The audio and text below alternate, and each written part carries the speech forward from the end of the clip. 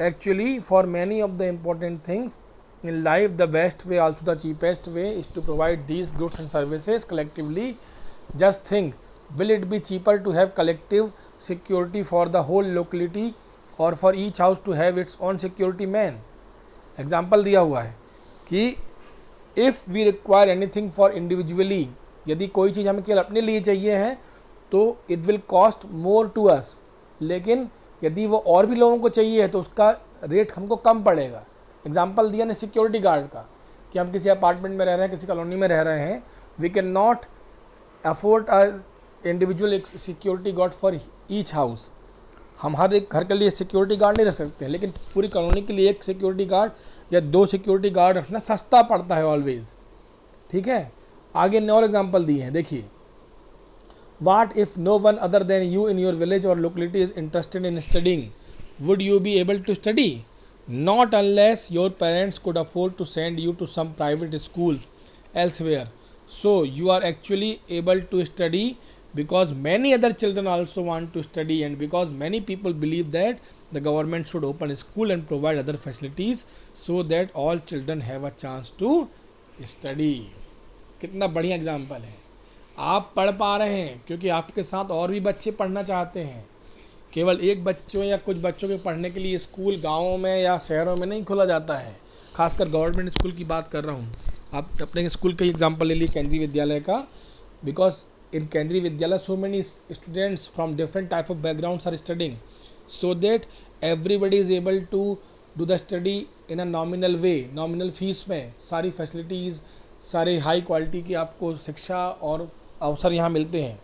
लेकिन मैं एक अकेला चाहूँ या कुछ बच्चे चाहें तो वो पॉसिबल नहीं हो पाता है। आप यदि आप कंपेयर करेंगे इसी को प्राइवेट स्कूल के साथ तो अपने को हम क्लियरली एक डिफरेंस समझ पाएंगे। ठीक है, कि दैट प्राइवेट स्कूल्स की हायर फीस और भी अदर थिंग्स जो उनके एक्सपेंसेस होते हैं वो हर कोई उसको मैनेज नहीं कर पाता है। तो पब्लिक फैसिलिटीज़ का फ़ायदा ये है कि जितनी ज़्यादा पब्लिक चाहेगी उतना ही ज़्यादा लोगों को फ़ायदा होगा, गवर्नमेंट को वो चीज़ें प्रोवाइड करनी होगी। Even now in many areas children, particularly girls, are not able to go to high school because the government or society has not provided adequate facilities.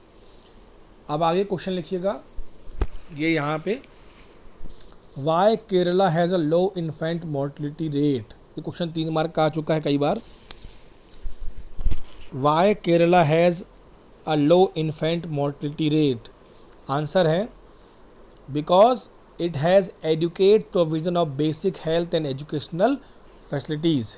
Kerala में basic health facility, education facility बहुत अच्छी हैं, hospitals अच्छे हैं, education अच्छा है, so people are aware about the education and health system.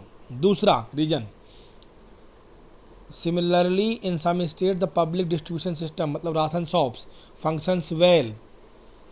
PDS system भी अच्छा है, लोगों को जो खाने की चीज़ों की सप्लाई है, फूड की सप्लाई है, वो टाइम टू टाइम होती है, तो इसीलिए बच्चों को भी न्यूट्रिशियस फूड मिल जाता है। ठीक है, लिखा हुआ है, देखिए आगे, health and nutritional status of people of such state is certainly likely to be better. तो ये 2 रीजन से केरला में इन्फेंट मोर्टेलिटी रेट क्या है, लो है। तो आज इतना ही पढ़ते हैं, कल इसके आगे हम डिस्कस करेंगे यहाँ एक्टिविटी 3 से। आप ई पाठशाला से इसके आगे पढ़ाई करके रखेंगे। Thank you.